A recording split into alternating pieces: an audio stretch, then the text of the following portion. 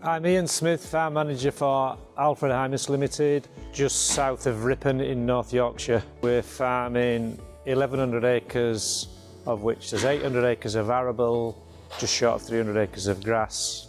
We have 180 suckler cows, which 140 calve in the spring and 40 calve in the autumn. We finish everything selling to ABP and Thirsk Auction Mart, and I am producing all my own replacement heifers, trying to improve the genetics of my herd.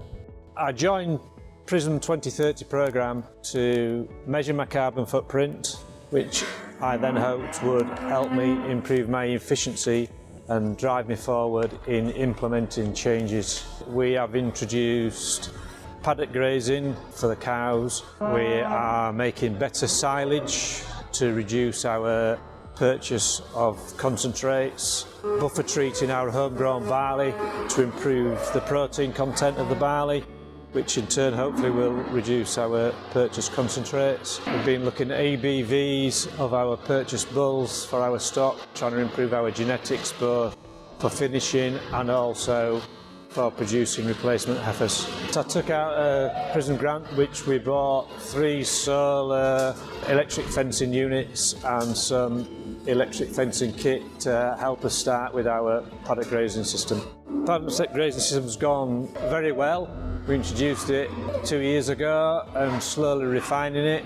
It worked very well this year in the dry conditions. We were buffer feeding cows in the paddocks, so we would turn them in, they'd have about 2 days of plenty of grass, and then we buffer fed them with haylage, which kept them in the paddock for about 7 days, and then when we moved them to the next paddock, they had fresh grass in front of them all the time, and we didn't really run out of grass until well into August.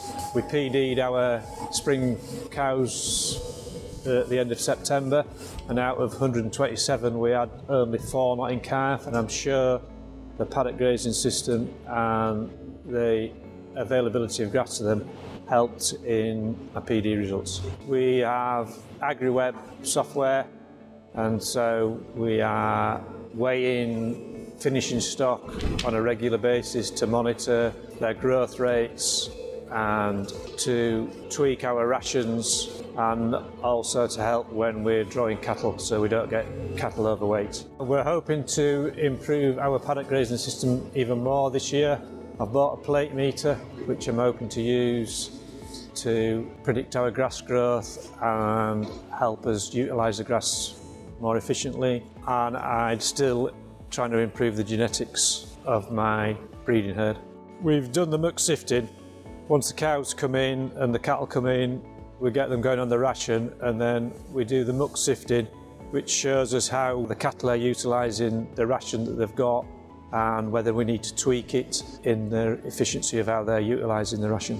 Yeah, we improved the silage quite dramatically. We've changed the system from what it was when I first came. They were just doing 2 big cuts of grass silage, no clover in, going for bulk and not quality. I've got clover lays, clover 3-year lays, and also I've got 3-year herbal lays in my arable rotation. We're producing silage from that, and my silage protein content's gone up by about 4%, and I'm using that to help me reduce less concentrates into my cow ration. Trying to be profitable. The arable system at the moment is actually worse than the suckler cows for the first time ever. Just legislation, trying to adapt to the schemes or the lack of schemes from the government and the support from government. We have some SSI land that we are just changing to a new agreement, hoping to provide some much welcomed income and support, which will go towards improving our infrastructure, because mostly all we do is make money and roll it back into the farm, which is what most people do. I love farming because I was born and bred on a farm. It's all I've done. I love the variety of the job, and I also love the challenges, even though some of them are quite difficult at the moment.